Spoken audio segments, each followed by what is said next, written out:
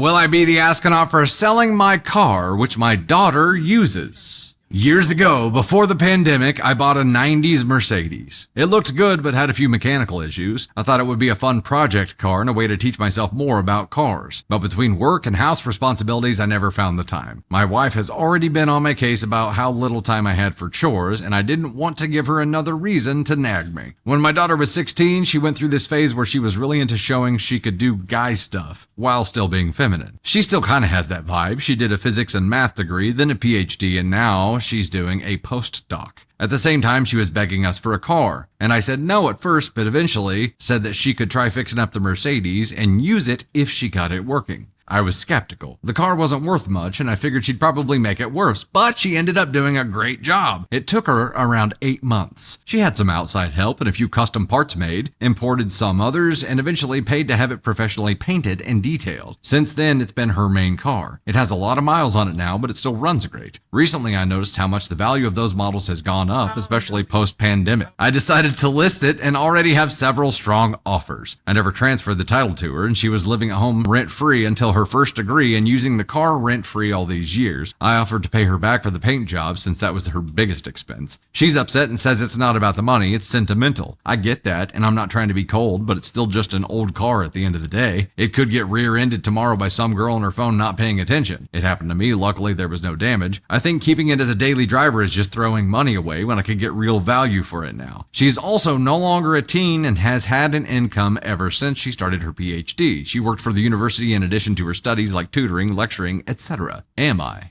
the astronaut? Yeah. 100%. We were wrong. So wait, here's where it gets sticky, right? He said, at the time she was begging us for a car, and I said no at first, but eventually said she could try fixing up the Mercedes and use it if she got it working. Well, she ended up investing like 100%. a ton of time and money into this vehicle. So this is, you would be the asshole. Yeah. 100%. Yeah. This is an asshole thing to do. I mean, look. Bad behavior. Go stand in the corner and think about what you did. I think at minimum, this should be something that if you had an interest in selling it, talk to her about it. Be like, hey, are you open to this? Let's split it because it's worth a lot more now. Like, you bought the initial car. Yeah, you have an investment in this as well, but so does she. Like, she has an investment in this too. You legally own it because you have the title. But morally, yeah, there you go. It's a different issue. And that's at max. I would ask if she has an interest in selling it as well, and you guys can split it. But the way that you went about this essentially stole from your child. Not just monetary value, but emotional value as well. And I think that makes you, a definite astronaut. Ask on one for me. Like, he didn't even have the conversation. He didn't even. That's true. Yeah. Like, grow a pair and talk to his child. He just listed it. And now it's like, well, she's throwing a fit. So, yeah, 100%. You're the asshole. Oh, my gosh. Yoko, that's such a violation of all her labor and dedication to fixing that car. Shame.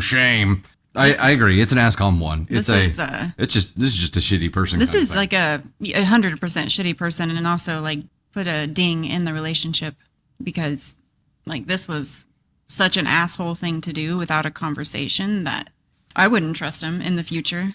And also, like, he's just like going to pay her for the paint, not all the time, effort, and energy that she put into it. Not even all the other expenses. Like, right. He just chose the biggest expense. He's like, I'm going to. Yeah, I'll reimburse you for that. Not, I'll give you enough to buy another car or what. He's treating her education and career as a tomboy fad. He doesn't care about her. I'm glad you mentioned this because looking back at it, he didn't include her education as a tomboy fad. And use that to judge against her, basically. Like that's different.